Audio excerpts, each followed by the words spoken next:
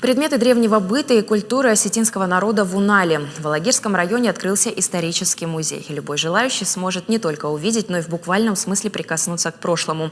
Инициаторами проекта стали представители фамилии Цалаговых. Средства на строительство собирали всей фамилии.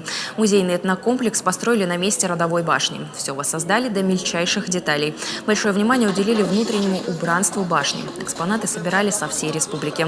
Молодое поколение семьи сами учились укладывать камень по старинной методике. Работать с деревом, осваивать и другие ремесла. В башне высотой 17 метров 3 этажа. Рядом угловая башня и амфитеатр. На праздник приехали не только жители республики, но и гости из Москвы, а также из Южной Осетии. Открыть в торжественной обстановке культурный комплекс приехали заместитель министра России по делам Северного Кавказа Ольга Архулаева и представитель правительства республики Таймураз Тускаев.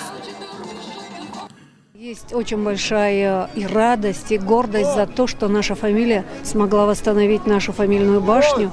И кроме башни, конечно же, вокруг начали уже создавать какой-то единый комплекс, где уже прошли раза два вот этнокультурные какие-то фестивали, которые удивительно, совершенно по-другому зазвучала эта местность, когда здесь происходило это действие. В завершении праздника на смотровой площадке башни разожгли настоящий костер с белым дымом, который когда-то был символом большого торжества у осетин. Автор проекта музея – выпускник Академии дизайна имени Строганова в Москве Заурбек Цалагов. Чтобы заброшенный архитектурный памятник обрел новую жизнь, Заурбек принял участие в молодежном форуме «Машук» и выиграл грант. Эти средства молодой человек и вложил на реставрацию. В планах у Заурбека Цалагова продолжить работы по восстановлению башен. Мы планируем восстановить еще несколько видов башен. Это ганах, который мы можем видеть в сигнальной башне родовой, фамильной. И это большой ганах в основании 13 метров на 9.